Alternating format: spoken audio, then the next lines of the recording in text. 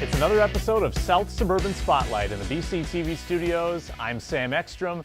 Fall preview edition today. We're going to be talking to the girls cross country coach, Charlie Burnham, a little bit later on.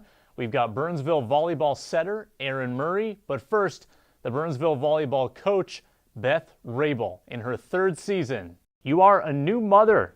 Congratulations. Thank you. It's That's been a fantastic. good month. Yeah, I can imagine. What's more challenging, swaddling or teaching the proper set? Ooh, that's a tough one. You know, they have all these swaddles now where all you got to do is Velcro this and Velcro that. So it makes that pretty easy. Right. So. Yeah. Well, they say parenting is just like volleyball. You're always serving. Yeah. Let's talk about your playing career. We'll build up to the coaching and the Burnsville volleyball. But where did volleyball start for you?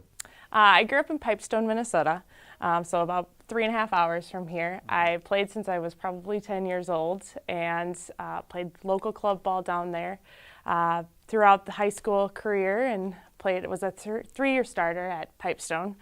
We made it to state my junior and senior year. Got 5th in state my junior year and 3rd in state my senior, and then went on to the collegiate career at Dordt College in Sioux Center, Iowa. It's a small private Christian college that... I went there. Did you? I knew that. Actually. Yeah, so that's funny. You know exactly. Yeah. Played there my first 2 years, my freshman and sophomore year, and then had a career-ending back injury. And so had to have couple back surgeries and just couldn't play anymore. So I actually started my coaching career as the JV coach for Dordt. And so started my junior and senior year. I think we should just talk about Dordt for the rest of the interview. Oh, boy. So you were graduating class... 2011. 2011. Okay, I was 2014. Okay. So your coach would have been... Tom Vandenbosch. Vandenbosch. And then did you have... Who replaced Vandenbosch? Chad Hansen. Chad Hansen. Yeah. Okay, so I was more familiar with Hansen in my time there. Yeah, because my senior year was his Vandenbosch last year. Okay.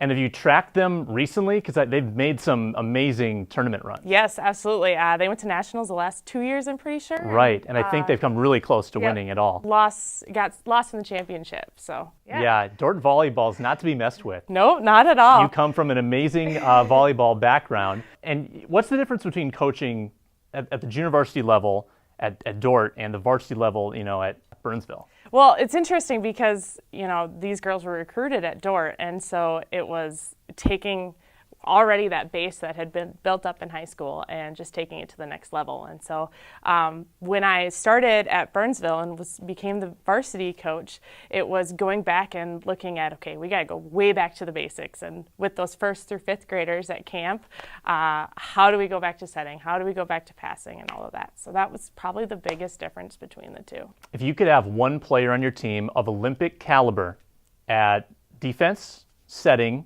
or hitting, which skill would you choose? I would probably say hitting. I was a middle hitter myself, and I think that you can kind of guide it around, but you need somebody to put the ball down and put it away. So you're a traditional volleyball coach. You coach a sport that's played in a gym on a hard surface. How do you feel about beach volleyball? It's one of the best ways to get better at the game. The sand just really restricts you in your movements, and so it's taking what you already know and how you already do it and taking it one step further. Let's talk about the team shaping up for next year. So you've got Erin Murray back at setter. She'll be interviewing here in a second. Sarah Johnson back as a hitter, and Megan Hermstead back as well, I believe. Yep. How does that foundation shape up promisingly for next year?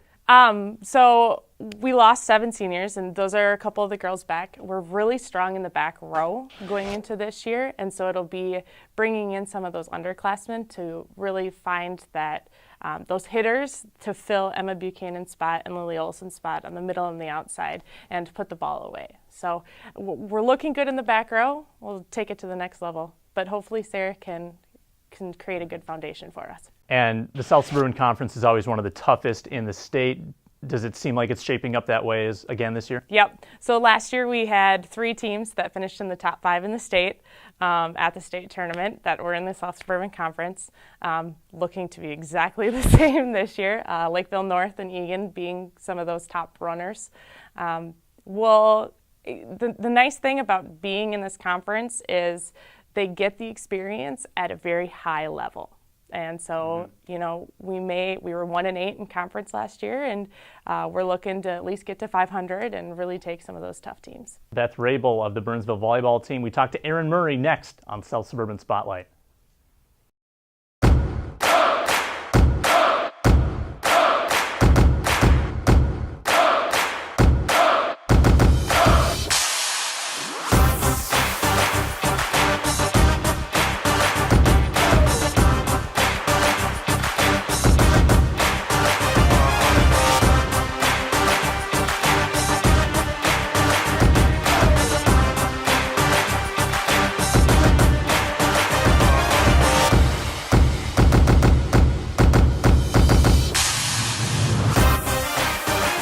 Back with Burnsville setter Erin Murray. She's one of the top returners on this fall's team, and we've got her in studio now. How's your summer going? Good, fun. Good. Do you sleep in? I work at 8:30 every morning, so no. That good for you. I would sleep in until 12:30 when I was in high school in the summers. So you're farther along in your professional development than me. So when you're not working and you're not volleyballing, do you have any hobbies that you do in the summer? Go to my cabin, hang out with my friends. Where's your cabin? It's up near Hayward, Wisconsin. So Okay. about 2.5 hours. How big is your family? I have 3 sisters and my mom and my dad. So. Okay. Okay, a lot of girls in the house. Yep. Do they all play volleyball? 2 of them do. 1 does not. Would you say that setting is the most difficult skill to learn in volleyball? Because I'm always baffled by it when I play like once every other year. It is tough. I think it's more like natural given talent. Like it's hard to teach it. I say passing's hard too. It's like I'm not very gifted in that sense, but I think setting's more like reps, and you have to kind of know at a young age if you're gonna excel. Well, it's all instinct, right? Because you almost have to have eyes in the back of your head. I mean, if you're doing a backward set, I mean, that takes a lot of coordination, just a lot of practice, doesn't it? Mm-hmm. Yeah, a lot of reps, a lot of missed sets. How tiring is a 5-set match? Because, I mean, I think volleyball is maybe more taxing than people give it credit for. Yes, it's a lot of jumping. 5-set matches are very difficult to keep going because usually during the winter and over like the club seasons, it only could go to 3. So high school is a much longer, harder competition. How important is chemistry with your teammates when it comes to passing, setting, just knowing where they're going to be? Do you have to really develop that during the summer months? Yeah, you have to, for a setter and a hitter, you have to, as a setter, you know exactly what kind of hit your hitters want, if they want it higher, if they want it faster. You just have to build that chemistry over the summer. What are you working on personally this summer to improve on? I'm working on my defensive skills and then running a faster offense. Okay, and how do you run a faster offense? Give us a little more detail on that. So you starts with kind of a lower, faster pass to start out with, and then getting to the net as fast as you can, and then the ball will come out of my hands quicker, and the hitter will have to start their approach earlier. So what is your relationship like with this team? I've been playing with them for probably since 5th grade, so I've known them my whole life, so it's going to be a good season and fun. Well, you've been playing volleyball your whole life, so there's no better person to show us how to do the various techniques than you, and we're going to get you here with a volleyball in your hands on the set to show us that right after this break on South Suburban Spotlight.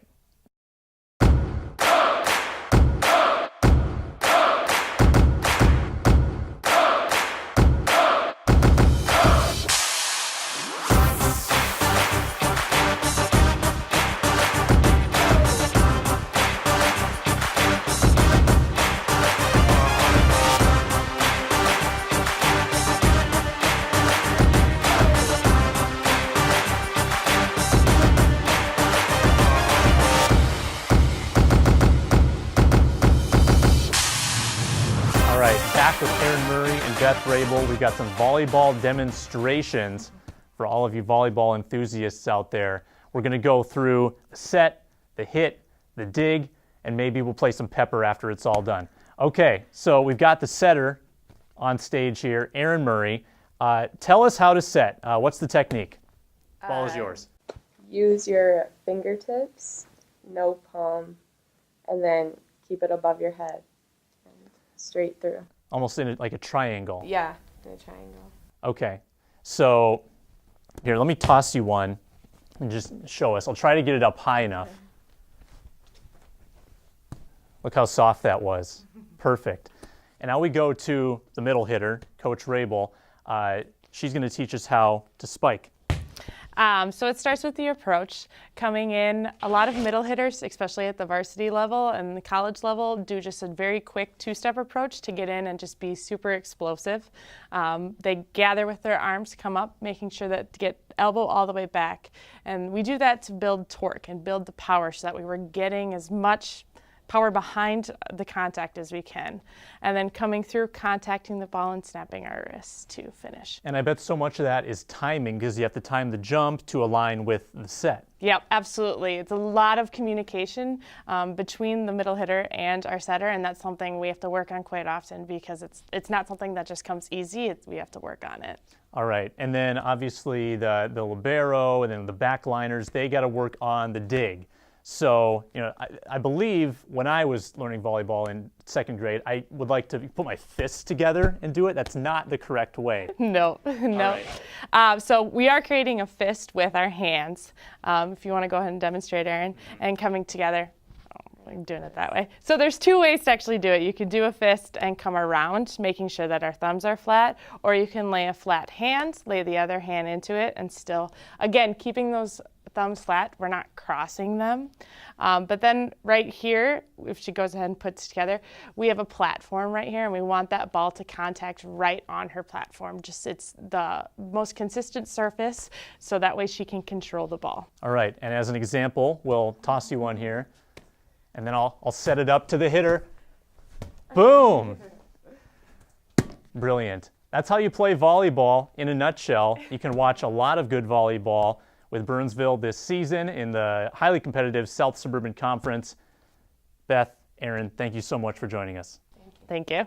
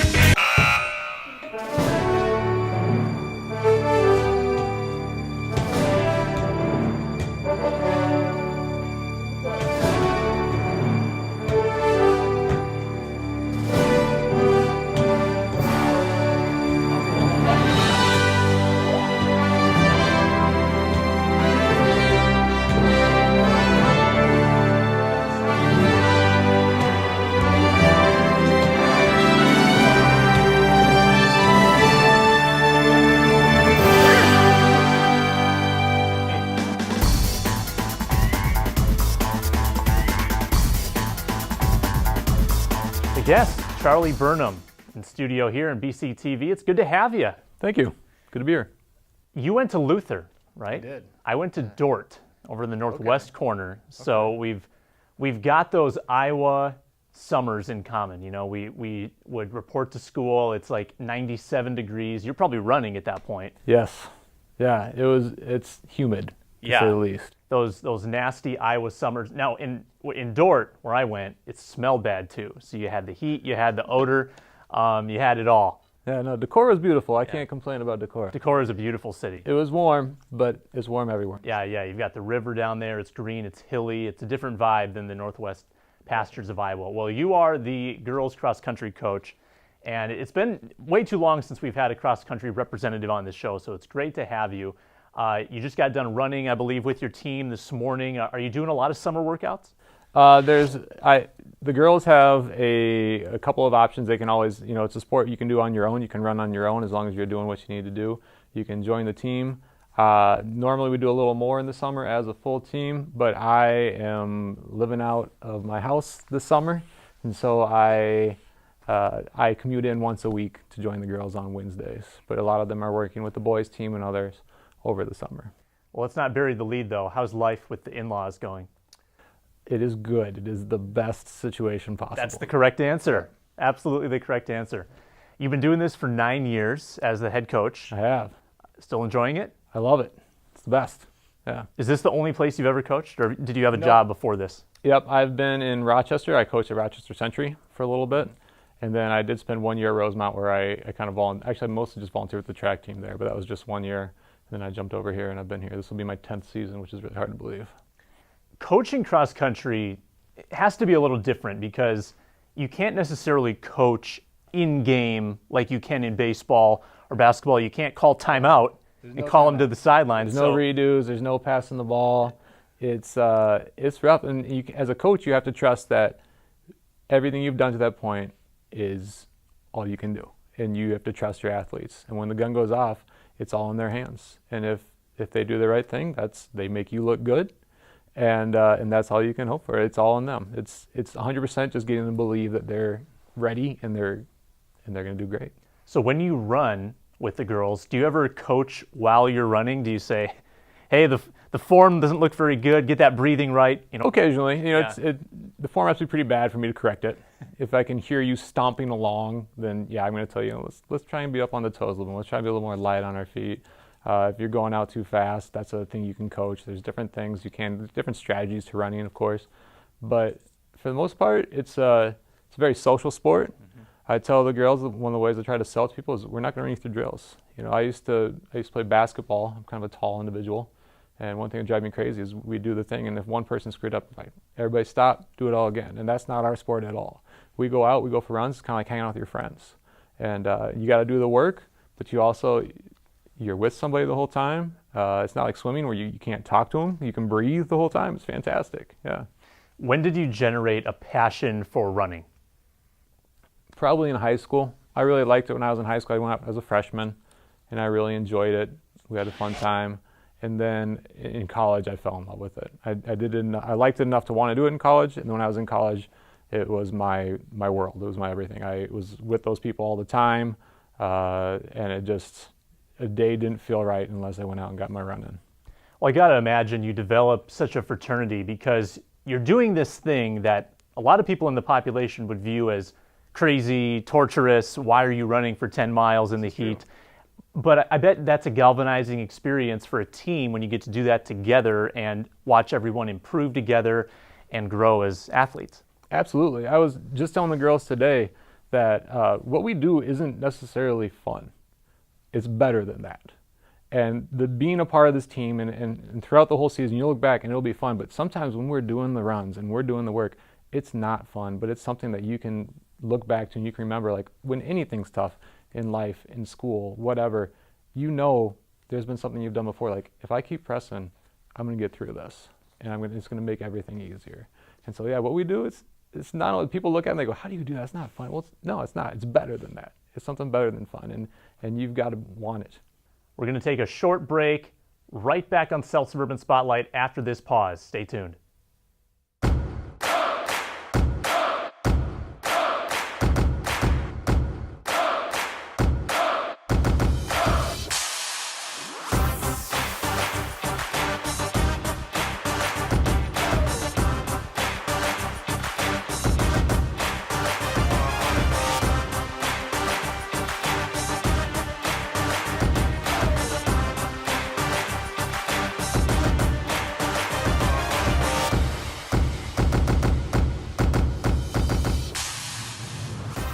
With you on South Suburban Spotlight. Again, I'm Sam Ekstrom. We've got Charlie Burnham on set with us, talking girls cross country. Is gratification in running, is it based upon the time you run, or is it something more than that? Is it finishing a tough race? Is it helping your team in a competition to be victorious? I think the most gratifying thing is anything team related. Yeah. When I was a senior in high school, I was a decent runner, and it looked like I was probably going to make the stay as an individual. The question was, were we going to make it as a team? And we did. And that was way better than going as an individual. As a coach, I've had athletes. The first 5 years we were here, we had individuals every year, but then the team made it the 5th year, and it was so much fun. And it's seeing everybody accomplished something together that really, it takes the individual part of the sport out of it and makes it, this can be a team thing and it can be fun, and that's easily most gratifying. All right, let's talk about this Burnsville team that's shaping up for this fall. Yes. How many runners? How does the grade breakdown go? Is it a young team, an experienced team? We are very inexperienced. Last year we were incredibly young. We only had 2 seniors and one of them was an exchange student. So we bring just about everybody back, but we're still inexperienced because last year about 75% of our team was new. In the previous years we had graduated some large classes, and then we were left with some great hardworking individuals, but not the numbers we had in the past. And so we're still building up. We had a large number of sophomores last year that are doing it for the first time, and so it'll be nice to have them back. They're, juniors are great to work with. They're mature. They can be good leaders. They can be helpful, but they're all still new to the sport, so they're all still learning. Give us a few names. Who are some runners to look out for this year? Runners to look out for us, Emma Brown is going to be our senior leader. She was a captain last year. She's back as a captain this year. She's been on the team since she was in 8th grade. Otherwise, we have, I'm trying to think, we bring back all but one person from our varsity, and I'm going to apologize, ladies, if I forget your name. I do not mean to, but I'm going to run through it real quick. So Emma's coming back. We've got Molly Wilmert is another captain. She's going to be a junior. She's been on the team for 3 years. Maya Latvala is a junior that's going to be great. Katie Struziak. Abby McLear is going to be a sophomore. She's been on the team since she was in 7th grade, and she's a good runner. Fatima Garza Ramon is going to be back for a 2nd season. Asha Ali is an improving runner. She's going to be back as a varsity runner for us. But then we've got a number of newcomers and other runners, and it's our varsity is anything but set. That was just a recap of who we've had in the past. Fantastic memory. We're going to put you under an even more stressful situation after this break and put you through the BCTV Speed Round. Oh, I'm excited. That's coming up next Yes. on South Suburban Spotlight.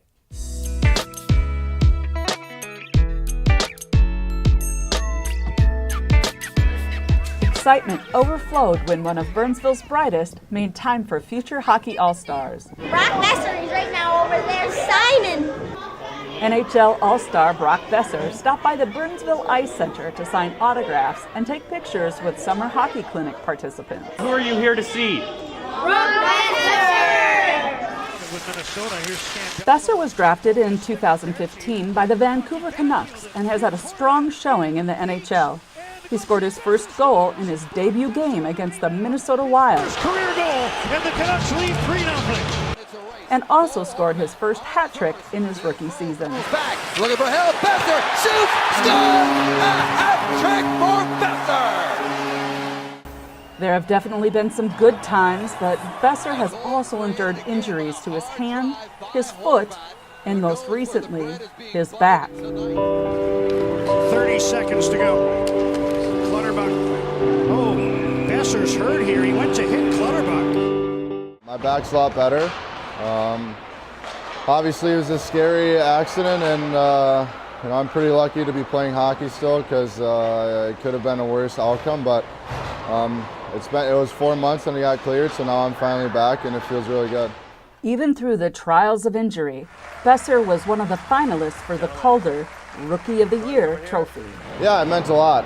There's a lot of good rookies out there this year, and to still be nominated after my back injury, it meant a ton to me and my family. And I wouldn't have been there without my teammates with the Canucks organization. So, the season went better than I expected, so it was definitely a big honor. And at the awards ceremony, he got his first taste of magic. Will this lead to a change in careers? Hockey pro to magician? No. I actually know how he did the card trick at the award ceremony, but I'm not allowed to say because that's magic. You got to keep secrets. So, but no, it was it was pretty cool what they did at the awards. Boeser was a leading scorer in the 2017-2018 season and was also voted most valuable player and the most exciting player in the Canucks Team Awards. Ladies and gentlemen, Brock Boeser. And don't forget, he was also named MVP in the NHL All-Star game. While finding his footing in the NHL, Boeser had teammates to help him along the way. Both the Sedin twins, You know, they made a huge impact on me, even though they were there. I was there. They're obviously retired now, and they were there for 1 year. So, just you know, how much everyone respects them, how hard they work, the type of guys that are both on the ice and outside of the rink is, you know, something that is what the Canucks organization is, and that's what we all strive to be. Even with the amount of time Boeser spends in Vancouver, he still has a strong tie to Burnsville. I know, you know, a couple of my friends' little brothers were on the team last year, and my neighbor was on the team, and obviously my cousins coached last year, so I still followed them, and you know, I always follow them and kind of get the scoop on what's going on with Burnsville hockey. So obviously, Burnsville's meant a lot to me growing up, playing here in the community. Obviously, everyone supports me, so you know, it's a great place to play. Brock Boeser brought light to this overcast day, showing appreciation for his young fans and proving that a kid from Burnsville can make it in the pros. This is Kristin Thomas for Burnsville Community Television.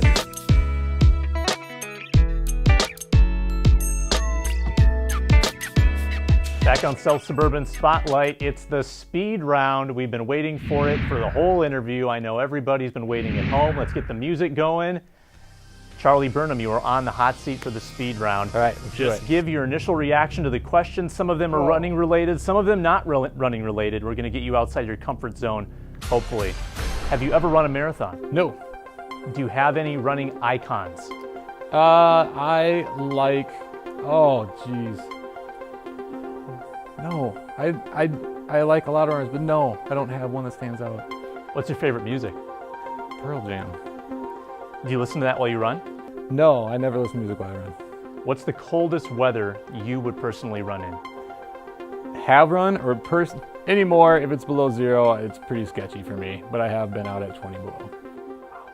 What TV show could you watch for 5 hours straight without getting bored? Probably The Simpsons if it's an earlier episode. Any sports of interest besides running? I know you mentioned basketball already. I like baseball. I don't play a lot of baseball, but I can watch baseball all day. What's your favorite team? I grew up a Cardinals fan, but I think it's the Twins now. You've converted. I think I have. And it's just a golden era for the Twins, isn't it? Oh, we're right on top of the world. Oh, yeah. How often do you need new running shoes? Probably every 6 months. Wow. Dogs, cats, or neither? Dogs. Have you ever learned an instrument? I dabble, but no. I played the saxophone, and I'm not good at it.